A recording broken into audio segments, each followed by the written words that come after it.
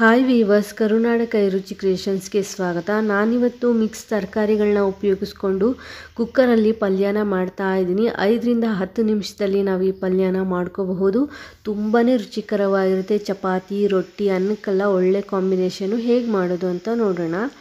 ನಾನಿಲ್ಲಿ ಬದನೆಕಾಯಿ, ಕ್ಯಾಪ್ಸಿಕಮ್ಮು, ಆಲೂಗಡ್ಡೆ, ಹಾಗೆ ಮನೆಯಲ್ಲಿ ಯಾವ ರೀತಿ ತರಕಾರಿ 1-2 ಉಳಿದಿರುತ್ತಲ್ಲ ಅಂಥ ಎಲ್ಲ ತರಕಾರಿಗಳನ್ನು ನೀವು ಇಲ್ಲಿ ಕಟ್ ಮಾಡಿ ಸೇರಿಸ್ಕೋಬಹುದು. ನಾನಿಲ್ಲಿ ಬದನೆಕಾಯಿ, ಕ್ಯಾಪ್ಸಿಕಮ್ಮು, ಆಲೂಗಡ್ಡೆ, ನವಿಲುಕೋಸು ಎಲ್ಲದನ್ನು ಸಹ ಕಟ್ ಮಾಡಿ ಇಟ್ಕೊಂಡಿದ್ದೀನಿ. ಸೊ ಎಲ್ಲ 1-2 ಉಳಿದಿತ್ತು ಅಂತ ಹೇಳ್ಬಿಟ್ಟು ಎಲ್ಲ ತರಕಾರಿಗಳನ್ನ ಮಿಕ್ಸ್ ಮಾಡಿ ನಾನಿಲ್ಲಿ ಪಲ್ಯನ ಮಾಡ್ತಾ ಇದ್ದೀನಿ. ಸೊ ಸ್ಟವ್ ಮೇಲೆ ಒಂದು ಕುಕ್ಕರ್ ಇಟ್ಕೊಂಡಿದ್ದೀನಿ. 1-2 ಚಮಚ ಎಣ್ಣೆನ ಸೇರಿಸ್ಕೊಂಡಿದ್ದೀನಿ.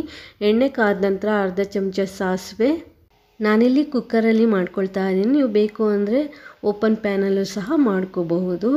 ನಂತರ ನಾನಿಲ್ಲಿ 3 ಟೀ ಸ್ಪೂನ್ ಆಗುವಷ್ಟು ಕಡಲೆಬೇಳೆಯನ್ನು ಸೇರಿಸ್ಕೊಳ್ತಾ ಇದ್ದೀನಿ. ನೀವು ಕಡಲೆಬೇಳೆಯನ್ನು ಒಂದು ಸ್ವಲ್ಪ ನೆನೆಸಿ ಆದರೂ ಸೇರಿಸ್ಕೋಬೋದು, ಅಥವಾ ಈ ರೀತಿ ಡೈರೆಕ್ಟಾಗಿ ಒಗ್ಗರಣೆಗೂ ಸಹ ಸೇರಿಸ್ಕೋಬೋದು. ಅರ್ಧ ಚಮಚ ಜೀರಿಗೆ, 2 ಹಸಿಮೆಣಸಿನ್ಕಾಯಿನ ಮಧ್ಯಭಾಗಕ್ಕೆ ಸೀಳ್ಬಿಟ್ಟು 4 ಪೀಸ್ಗಳಾಗಿ ಮಾಡ್ಕೊಂಡಿದ್ದೀನಿ. ಹಾಗೆ ದಪ್ಪದೊಂದು ಈರುಳ್ಳಿನ ಸಣ್ಣದಾಗಿ ಹೆಚ್ಚಿ ಸೇರಿಸ್ಕೊಂಡು ನಾನಿಲ್ಲಿ ಫ್ರೈ ಮಾಡ್ಕೊಳ್ತಾ ಇದ್ದೀನಿ.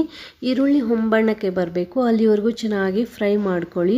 ಹಾಗೆ ತರಕಾರಿಗಳಲ್ಲಿ ನೀವು ಇದೇ ತರಕಾರಿ ಸೇರಿಸ್ಬೇಕು ಅಂತ ಇಲ್ಲ, ಮನೇಲಿ ಯಾವ ತರಕಾರಿ ಇರುತ್ತೆ ಆ ತರಕಾರಿಗಳನ್ನ ನೀವು ಸೇರಿಸ್ಕೋಬಹುದು. ಕೆಲವು ಟೈಮು 1-2 ತರಕಾರಿ ಎಲ್ಲ ಉಳಿದಿರುತ್ತೆ. ಅಂಥ ತರಕಾರಿಗಳನ್ನ ನೀವಿಲ್ಲಿ ಸೇರಿಸ್ಕೊಂಡು ಪಲ್ಯ ಮಾಡಿ ತುಂಬ ಚೆನ್ನಾಗಿರುತ್ತೆ, ಬೇಗನೆ ರೆಡಿ ಆಗುತ್ತೆ. ನಾನೀಗ ನೀರಿಂದ ತರಕಾರಿಗಳನ್ನೆಲ್ಲ ಹಿಂಡ್ಬಿಟ್ಟು ಸೇರಿಸ್ಕೊಳ್ತಾ ಇದ್ದೀನಿ. ತರಕಾರಿ ಹಾಕಿದ ನಂತರ ಚೆನ್ನಾಗಿ ಮಿಕ್ಸ್ ಮಾಡಿ 1-2 ನಿಮಿಷಗಳ ಕಾಲ ಫ್ರೈ ಮಾಡ್ಕೊಳ್ಳಿ. 1-2 ತರಕಾರಿ ಏನಾದರೂ ಉಳಿದಾಗ ನಾನು ಈ ರೀತಿ ಕುಕ್ಕರಲ್ಲಿ ಮಾಡ್ಕೊಂಬಿಡ್ತೀನಿ, ಬೇಗನೆ ಆಗಿಬಿಡುತ್ತೆ. ಸೊ ತುಂಬಾ ಚೆನ್ನಾಗಿರುತ್ತೆ ಅಂತಲೇ ಹೇಳ್ಬೋದು, ತುಂಬಾ ಟೇಸ್ಟಿಯಾಗಿರುತ್ತೆ. ನಿಮಗೆ ಸಮಯ ಇತ್ತು ಅಂದರೆ 1 ನಿಮಿಷ 2 ನಿಮಿಷ ಫ್ರೈ ಮಾಡ್ಕೊಳ್ಳಿ. ಸಮಯ ಏನೂ ಇಲ್ಲ ಅಂದರೆ ನೀವು ಒಂದ್ಸಲಿ ಚೆನ್ನಾಗಿ ಮಿಕ್ಸ್ ಮಾಡಿಕೊಂಡು ನಂತರ ನೀವಿಲ್ಲಿ ಟೊಮೆಟೊ ಹಣ್ಣನ್ನು ಸೇರಿಸ್ಕೊಳ್ಳಿ. ನಾನಿಲ್ಲಿ ದಪ್ಪದು 2 ಟೊಮೆಟೊನ ಸಣ್ಣದಾಗಿ ಹೆಚ್ಚಿ ಸೇರಿಸ್ಕೊಳ್ತಾ ಇದ್ದೀನಿ. ಟೊಮೆಟೊ ಹಾಕಿದಷ್ಟು ಟೇಸ್ಟು ಚೆನ್ನಾಗಿ ಕೊಡುತ್ತೆ ಬದನೆಕಾಯಿ ಮತ್ತು ಕ್ಯಾಪ್ಸಿಕಮ್ ಪಲ್ಯಕ್ಕೆ. ಸೊ ಬೇರೆ ಪಲ್ಯಗಳಿಗೆ ನೀವು ಟೊಮೆಟೊ ಕ್ವಾಂಟಿಟಿನ ನೋಡಿಕೊಂಡು ಸೇರಿಸ್ಕೋಬೇಕಾಗುತ್ತೆ. ಹಾಗೆ ನಾನು ಒಂದು ಸ್ವಲ್ಪ ಉಪ್ಪನ್ನು ಸಹ ಸೇರಿಸ್ಕೊಳ್ತಾ ಇದ್ದೀನಿ. ರುಚಿಗೆ ತಕ್ಕಷ್ಟು ಉಪ್ಪನ್ನು ಸೇರಿಸ್ಕೊಳ್ಳಿ. ಸ್ವಲ್ಪ ಕಡಿಮೆ ಉಪ್ಪನ್ನೇ ಹಾಕ್ಕೊಳ್ಳಿ, ಆಮೇಲೆ ಬೇಕು ಅಂದರೆ ಸೇರಿಸ್ಕೋಬಹುದು. ಹಾಗೆ 1 ಚಿಟಿಕೆ ಅರಿಶಿಣದ ಪುಡಿ. ನಾನಿಲ್ಲಿ ಖಾರಕ್ಕೆ ಹಸಿಮೆಣಸಿನ್ಕಾಯಿ ಬರೀ 2 ಹಸಿಮೆಣಸಿನ್ಕಾಯಿ ಮಾತ್ರ ಸೇರಿಸಿದ್ದೀನಿ. ಸೊ ನಾನಿಲ್ಲಿ ಸಾಂಬಾರು ಪುಡಿಯನ್ನು ಉಪಯೋಗಿಸ್ಕೊಳ್ತಾ ಇದ್ದೀನಿ.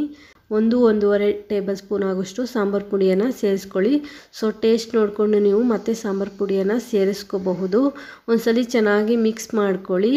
ಸೊ ಸಾಂಬಾರು ಪುಡಿ ಹಾಗೆ ಮಸಾಲೆ ಇಂಗ್ರೀಡಿಯೆಂಟ್ಸ್ ಹಾಕಬೇಕಾದ್ರೆ ನೀವು ಫ್ಲೇಮನ್ನು ಫುಲ್ಲು ಲೋನಲ್ಲಿ ಇಟ್ಕೊಂಡು ನೀವು ಸಾಂಬಾರು ಪುಡಿಯನ್ನು ಸೇರಿಸ್ಕೊಳ್ಳಿ. ಸಾಂಬಾರು ಪುಡಿಯನ್ನು ಸೇರಿಸಿದ ನಂತರ ಒಂದ್ಸಲಿ ಚೆನ್ನಾಗಿ ಮಿಕ್ಸ್ ಮಾಡ್ಕೊಳ್ಳಿ. ನಂತರ ನಾನಿಲ್ಲಿ ಒಂದು ಬೌಲಲ್ಲಿ ನೀರನ್ನು ತೆಗೆದುಕೊಂಡಿದ್ದೀನಿ. ಈ ಬೌಲಲ್ಲಿ ಅರ್ಧ ನೀರನ್ನು ನಾನಿಲ್ಲಿ ಸೇರಿಸ್ಕೊಂಡು ನಂತರ ನೀರು ಬೇಕು ಅಂದರೆ ಮಾತ್ರ ನಾನಿಲ್ಲಿ ಸೇರಿಸ್ಕೊಳ್ತೀನಿ. ಒಂದ್ಸಲಿ ಸ್ವಲ್ಪ ನೀರನ್ನು ಸೇರಿಸ್ಬಿಟ್ಟು ಚೆನ್ನಾಗಿ ಮಿಕ್ಸ್ ಮಾಡ್ಕೊಳ್ಳಿ. ತರಕಾರಿ ಮುಳುಗುವಷ್ಟು ನೀರು ಹಾಕ್ಕೊಂಡ್ರೆ ಸಾಕಾಗುತ್ತೆ, ಜಾಸ್ತಿ ನೀರನ್ನು ಸೇರಿಸ್ಲಿಕ್ಕೆ ಹೋಗಬೇಡಿ. ಜಾಸ್ತಿ ನೀರು ಹಾಕ್ಬಿಟ್ರೆ ನೀರು ಆಗಿಬಿಡುತ್ತೆ, ಆಗ ಪಲ್ಯ ಸಾರಿನ ಥರ ಆಗಿಬಿಡುತ್ತೆ. ಸೊ ಪಲ್ಯ ಕನ್ಸಿಸ್ಟೆನ್ಸಿಗೆ ಬೇಕು ಅಂದರೆ ಸ್ವಲ್ಪ ಕಡಿಮೆ ನೀರನ್ನು ಹಾಕ್ಕೊಳ್ಳಿ. ಕುಕ್ಕರ್ ಆಗಿರೋದ್ರಿಂದ ನೋಡಿಕೊಂಡು ನಾವಿಲ್ಲಿ ನೀರನ್ನು ಸೇರಿಸ್ಕೋಬೇಕಾಗತ್ತೆ. ಸೊ ತರಕಾರಿ ಲೆವೆಲ್ಗೆ ನಾವಿಲ್ಲಿ ನೀರನ್ನು ಸೇರಿಸ್ಕೊಂಡ್ರೆ ಆಗುತ್ತೆ. ನಾನು ಇನ್ನೊಂದು ಸ್ವಲ್ಪ ಉಪ್ಪನ್ನು ಸೇರಿಸ್ಕೊಳ್ತಾ ಇದ್ದೀನಿ. ಆಲ್ರೆಡಿ ನಾನು ಉಪ್ಪು ಹಾಕಿದ್ದೀನಿ, ನೋಡಿಕೊಂಡು ಉಪ್ಪನ್ನು ಸೇರಿಸ್ಕೊಳ್ಳಿ. ಒಂದ್ಸಲ ಟೇಸ್ಟ್ ನೋಡಿಬಿಟ್ಟು ನೀವು ಉಪ್ಪನ್ನು ಸೇರಿಸ್ಕೊಳ್ಳಿ. ಉಪ್ಪು ಹಾಕಿ ಒಂದ್ಸಲ ಚೆನ್ನಾಗಿ ಮಿಕ್ಸ್ ಮಾಡ್ಕೊಳ್ಳಿ. ಈ ಪಲ್ಯ ಟೇಸ್ಟು ತುಂಬ ಚೆನ್ನಾಗಿರುತ್ತೆ. ಚಪಾತಿ, ರೊಟ್ಟಿ, ಅನ್ನಕ್ಕೆಲ್ಲ ಒಳ್ಳೆ ಕಾಂಬಿನೇಷನ್ ಅಂತಲೇ ಹೇಳ್ಬೋದು. ನಾನೀಗ ಚೆನ್ನಾಗಿ ಮಿಕ್ಸ್ ಮಾಡಿಬಿಟ್ಟು ಕುಕ್ಕರ್ ಲಿಡ್ಡನ್ನು ಕವರ್ ಮಾಡಿ 1 ಅಥವಾ 2 ವಿಜಲ್ನ ಕೂಗಿಸ್ಕೊಳ್ತೀನಿ. ಸೊ ಕೆಲವು ತರಕಾರಿಗಳಂದರೆ 2-3 ವಿಜಲ್ ಕೂಗಿಸ್ಕೋಬೇಕಾಗುತ್ತೆ. ನೋಡಿ, ನಾನು ತೊಗೊಂಡಿರೋ ಬೌಲಲ್ಲಿ ಅಷ್ಟು ನೀರು ಉಳಿದಿದೆ. ನೋಡಿ, ಈ ಲೆವೆಲ್ಗೆ ನೀವು ನೀರನ್ನು ಹಾಕ್ಕೋಬೇಕಾಗತ್ತೆ, ಜಾಸ್ತಿ ನೀರನ್ನು ಸೇರಿಸಲಿಕ್ಕೆ ಹೋಗಬೇಡಿ.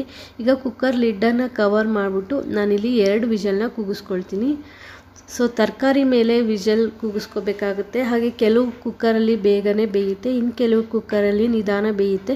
ಸೊ ನಿಮ್ಮನೆ ಕುಕ್ಕರಲ್ಲಿ ಯಾವ ರೀತಿ ಬೇಯುತ್ತೆ ಅನ್ನೋದ್ರ ಮೇಲೆ ನೀವು ವಿಜಲ್ ಕೂಗಿಸ್ಕೊಳ್ಳಿ.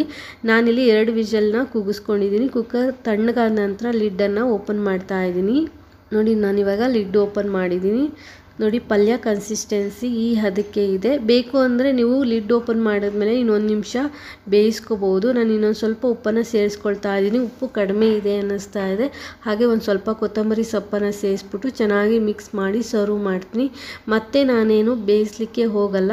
ಸೊ ನಿಮ್ಗೆ ಇನ್ನೊಂದು ಸ್ವಲ್ಪ ನೀರು ಇಂಗಬೇಕು ಅಂದರೆ ಬೇಯಿಸ್ಕೋಬಹುದು. ನೋಡಿ ಪಲ್ಯ ಇವಾಗ ರೆಡಿ ಆಗಿದೆ. ತುಂಬ ಚೆನ್ನಾಗಿರುತ್ತೆ ಈ ಪಲ್ಯ. ರೊಟ್ಟಿ, ಚಪಾತಿ, ದೋಸೆಗೆಲ್ಲ ಸಖತ್ತಾಗಿರುತ್ತೆ. ಪೂರಿಗೂ ಅಷ್ಟೇ ತುಂಬ ಚೆನ್ನಾಗಿರುತ್ತೆ. ಇಡ್ಲಿಗೂ ಅಷ್ಟೇ. ಒಂದ್ಸಲ ಟ್ರೈ ಮಾಡಿ ನೋಡಿ ಹೇಗೆ ಬಂದಿದೆ ಅಂತ ಕಮೆಂಟ್ ಮಾಡಿ ತಿಳಿಸಿ. ತುಂಬ ರುಚಿಕರವಾಗಿರುತ್ತೆ. ಜಾಸ್ತಿ ಇಂಗ್ರೀಡಿಯೆಂಟ್ಸ್ ಏನೂ ಬೇಡ. ಸಾಂಬಾರು ಪುಡಿ, ತರಕಾರಿ, ಉಪ್ಪು, ಟೊಮೊಟೊ ಇದ್ದರೆ ಸಾಕು ಈ ಪಲ್ಯಕ್ಕೆ. ಕಡಿಮೆ ಇಂಗ್ರೀಡಿಯೆಂಟ್ಸಲ್ಲಿ ರುಚಿಕರವಾಗಿ ಮಾಡುವಂಥ ಪಲ್ಯ. ಈ ರೆಸಿಪಿ ಇಷ್ಟ ಆದರೆ ಒಂದು ಲೈಕ್ ಕೊಡಿ. ಹೊಸದಾಗಿ ಚಾನಲ್ ನೋಡೋರು ಸಬ್ಸ್ಕ್ರೈಬ್ ಮಾಡ್ಕೊಂಡು ನೋಡಿ. Thanks for watching this video.